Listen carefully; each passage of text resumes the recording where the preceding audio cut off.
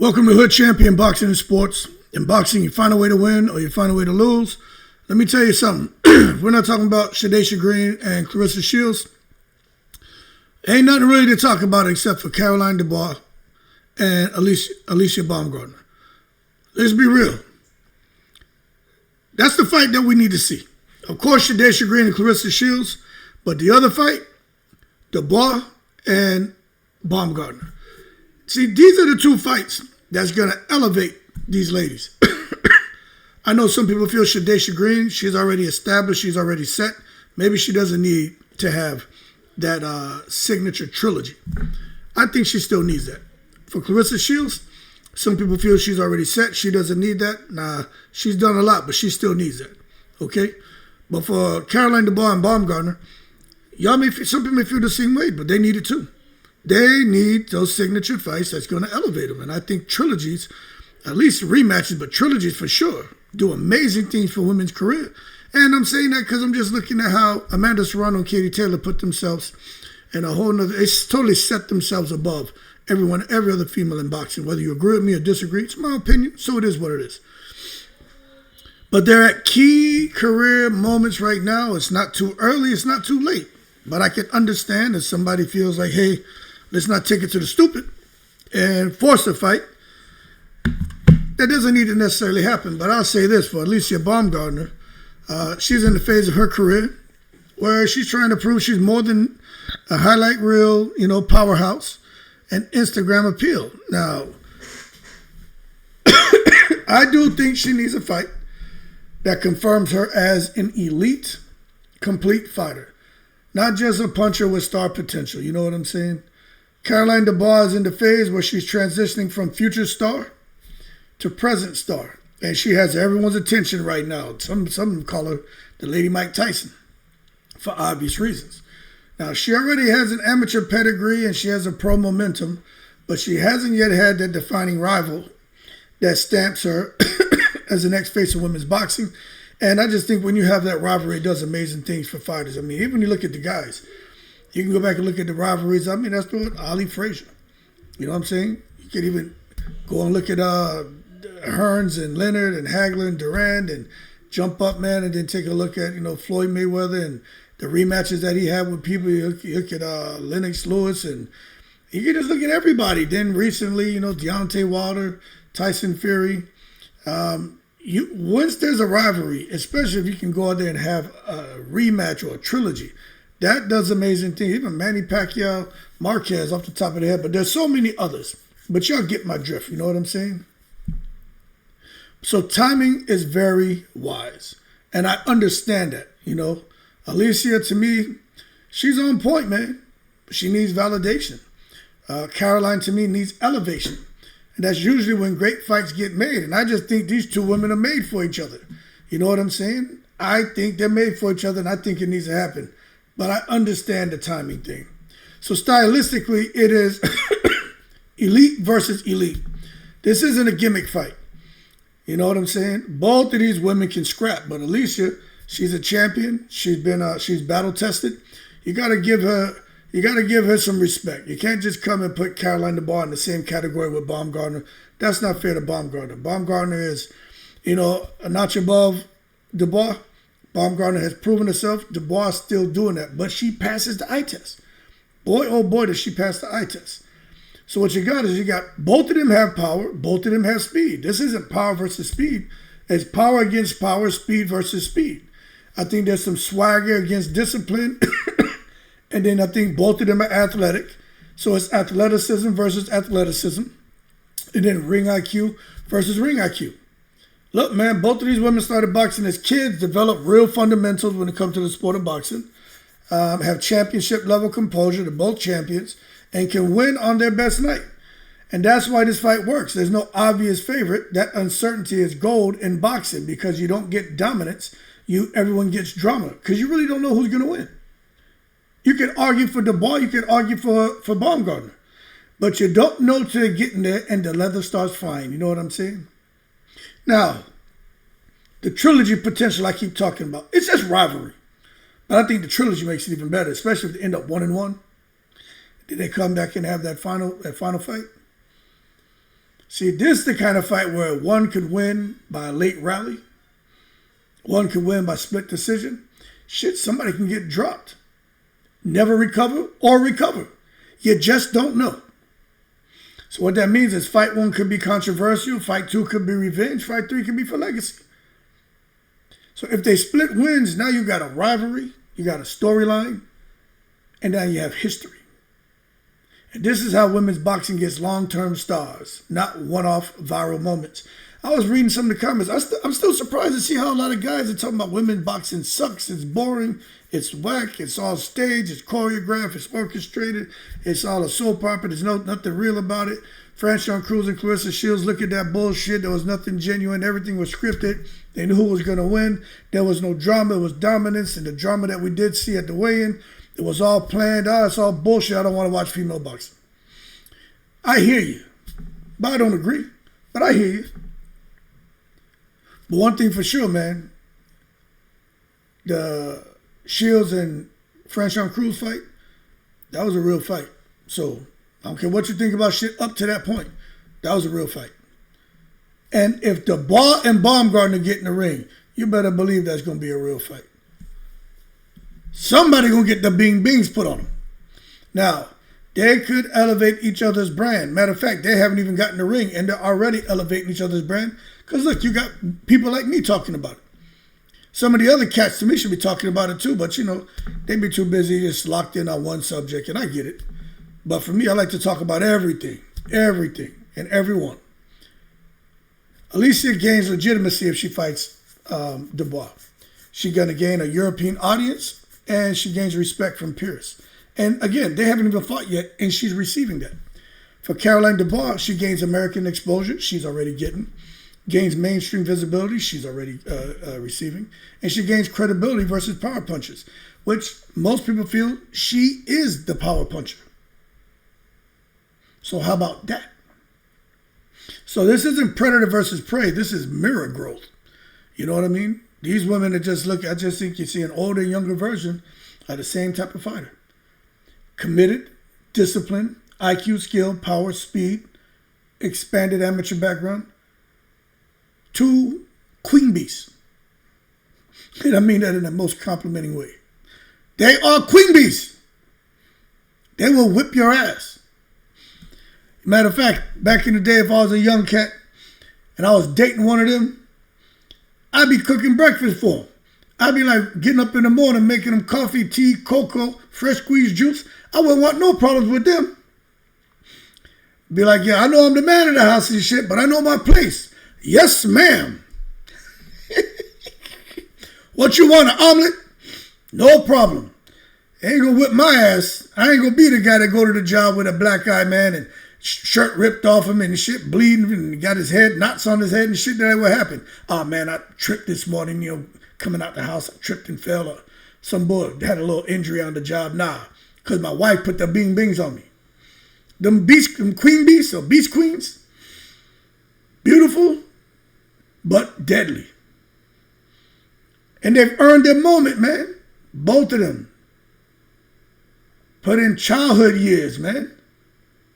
Survived amateur circuits, developed elite discipline, became champions. Put some respect on their names. And this fight makes sense. Because they're not manufactured stars, they're grown ones. And you're sitting back and watching and saying, boy, these women are the real deal. The real deal.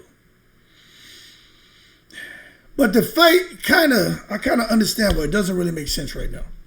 Baumgardner says she ain't looking for no lateral accomplishments. She's trying to move up the ladder. She ain't trying to reverse. She wants main event type shit like Shadaysha Green. She wants big money, big names. She's not worried about Dubois. Dubois still got some work to put in. And I understand. Dubois been fighting for like maybe 4 years, something like that, 5 years. Baumgardner been going at it for a lot longer. You know what I'm saying? So Baumgardner is in a space to where she want to make the most money, the biggest fights, and not necessarily the biggest risk. But if there's going to be a risk associated, she want to make sure she get that Wu-Tang cream, cha-ching-ching, dollar bill, y'all, and she deserves it, man. But you got to look at the risk versus the reward imbalance. Because I'm looking at it as a positive, but I understand it's a bit of an imbalance. The fight's dangerous for both. But Alycia risks losing marketability. Caroline risks losing momentum. So we got to get them both to a point to where the fight's worth the risk. If Alycia loses, her star aura takes a hit. Maybe she got some sponsors lined up. She got some endorsement deals. I don't know, but I know for a fact if she were to take a loss right now, if that stuff is in work, it'll probably be paused. And Jake Paul and those guys, they're not going to get rid of her, but they'll probably hesitate putting in another really big fight because now they got to go in a reconstitution phase and rebuild her. Now for Caroline, man, look, she is on fire. You know what I'm saying? A meteoric rise. But if she get in there with Baumgardner and she loses, well, then she's going to have to hold her horses because all that shit's going to slow down. Her mystique is going to fade. She becomes just another contender.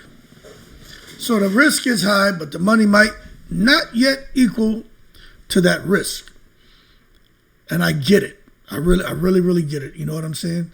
So the money ceiling for now, right now, this isn't a $1 million women's fight, multi-million-dollar fight, 5, 6, 10, 12 million. It's not there. It's not even stadium ready. It's not casual fan proven. But we diehards know what time it is with these two. So promoters may say, let's marinate it, which I believe that's what they're doing. And let's build both names first, which I know that's what they're doing. So from a business view, maybe 12 to 18 months, 24 months max. They both got to keep winning.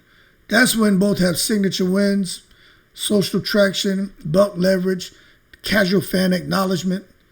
You know what I'm saying? That's when you're going to see a difference as far as the conversation and people saying, it's a bit premature, to people saying, yo, this shit is prime. Strike while the iron's hot before it cools off. But we got to wait and see because right now they're at different branding stages. Alycia, she already has controversy, fans, haters, the Clarissa Shields beef. And then some fans just hate her. And the Baumgardner, look, as far as how her physique, she looks like someone who competes in fitness competitions. That's genetics, though. She's always been built like that. But just through training, she's done nothing but cultivated and enhanced that. So, yeah, she had the genetics. She was born with it. But she worked at it, you know what I'm saying? To just cultivate it and to develop her physique into what it is now. So that wasn't, a lot of it is God-gifted, but it has a whole lot of dedication and sacrifice that went into the way she looks. So you got to put some respect on it. But people actually hate her for that. Isn't that crazy? I don't understand that hating shit, man. People are like, yo, it's just like if I see a female that's in shape like that or a guy who's in shape like that, you know what I mean? Because back when I was young, I lived in a fucking gym. And I know haters exist. Oh, I know. Oh, and don't let you be out there killing the women. Or let a woman out here and all the guys be after the woman. Man, them fucking cockroaches come out. Boy, they hate. Men and women hate. I never understood it, but I always cheer cats on. If I see a guy out there, got his shit together, man, he killing the honeys, I'm always rooting. I'm laughing. I'm like, go get that, man. Do that. I'm always rooting for the dude, just like with me. Cheer me out. Don't be fucking hating on me. But for the ladies, I used to sit there laughing too. I look at her, I got these 10, 15 dumbasses here giving her money, buying her shit, and she don't be getting busy with none of them. She'd be laughing. I used to have friends like that. Have me cracking up. I'm like, be careful. You're going to get you that Ike Turner and shit. Grab you by that neck with nobody looking. Girl, I bought you that Starbucks coffee, that pistachio coffee. Better take them drawers off. But if you can fight like Alycia Baumgardner, you ain't got to worry about it. You just bing, bing, bing. And he'd be like, all right, take the coffee. Fuck it. I'm out of here. But the bottom line is they're at different branding stages. You know what I'm saying? They both have some haters, some controversy. But Alycia has more. She's known. She's polarizing. Caroline, bit of a more clean image. She a little vocal, though. Caroline will talk some shit. She talking some shit. I saw her talking to Terry Harper. I'm like, oh. Caroline got a little chip on the shoulder. I said, okay. I like that, man. You know, she not yipping and yapping. She bow, wow, wow, yippee, yah, yippee, yay. She not playing with them. So the reputation is rising 100%, man. And people see her as disciplined. So, I mean, if you match them now, and one brand will probably absorb the other. If you wait, Well, now you got 2 fully formed stars instead of 1 star and 1 prospect. That's what you get. So promotional politics, different promoters, different TV alliances, different strategic goals. Matter of fact, both of them are with, they're with MVP. Yeah, they're both with MVP now. So I think MVP may have a different vision for both fighters. I don't think the TV alliances, I know somebody was saying Caroline Dubois, because she's in the UK, that I don't think she's attached to no other promoter, man. I was doing some research. No, she's just with Jake Paul exclusively now. I don't think she has no Sky Sports TV alliances. No, she with Jake Paul. So whatever Jake Paul and MVP Promotions are doing, that's where Caroline Dubois is aligned. But I do think the strategic goals could be a bit different. I think it's more build both of them up and then have them get to a big, main event type fight, big legacy fight, big money fight down the road. So, yeah, the promotional politics, I just don't think there's much of that because they're both with the same promoter. Now, if I'm wrong, I apologize, but yeah, I'm pretty sure. I know they're both with MVP, but I don't think Caroline Dubois, because she's out of the UK, has any co-promotion stuff going on. I don't think so. But if I'm wrong, I apologize. I didn't find that when I was doing my research. But the fight needs cooperation, man. Needs to make sure that the promotion is on point. You don't want to see a promotion like Clarissa Shields and Franchon Cruz, where both of them were signed to Demetrius Salita Promotions, but everything was Clarissa Shields, and they shitted on Franchon. That was disgusting, how they treated Franchon. That was actually eye-opening, just to let y'all know. When it come to money, Clarissa Shields has known Franchon for how long? Since she was a little girl. Now she out here, man, shitting on a friend. So, and it's not just her, it's the team, man, that has her doing things, and I don't think Clarissa really realizes the damage she's doing to herself, to her image, to her brand, and what she did to that 15-year relationship, 15-plus year relationship with Franchon Cruz. Was it worth it? Because really, I don't know how many friends in boxing Clarissa Shields has, but she doesn't seem to be hanging out with too many female boxers. Matter of fact, she don't even show up to them events. Nobody wants to see her ass no more. And I'm not saying that to be funny. That's the truth. Nobody want to see her. Most people, they don't respect her because of the attitude. They don't want that shit around them, man. So the bottom line is, when it comes to Baumgardner, when it comes to Dubois, I hope it will be neutral storytelling, equal promotion, and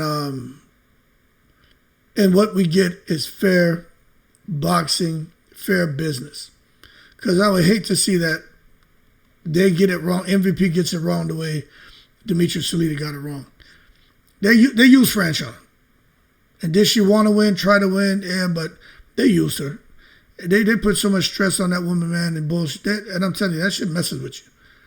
I don't know how many of y'all are married. You ever have a bad, up and downs in your relationship, or boyfriend, girlfriend, whatever. Then you got to go do something. You got to go work, man. Your mind ain't there. Your mind all over the place. You know what I'm saying? But when everything is healthy and everything's nice, then you're good. But when it's not, I don't care what you're doing. It fucks with you. And I believe Franchon, her head wasn't together. You can see that's why she's still talking about the shit. On Twitter, they're going back and forth. But the bottom line is, who benefits more right now if it happens today? I mean, Caroline benefits more from a win. Alycia loses more from a loss, which means it's not financially balanced yet. It's got to make sense. And I want to make sure y'all understand. When I say I get it, the fight shouldn't happen right now, it's not because it's a bad fight. It's a great fight. I want to see it right now, but I understand. You got to let it marinate. Let it marinate. Marinate the fight. Because the timing might not be perfect yet. Oh, but when it's ready, it's going to be on and popping. And the trilogy will be historic. If these women fight, could be close, could be competitive, could be dramatic. They become each other's measuring stick, each other's rival, each other's legacy. Think about what that means.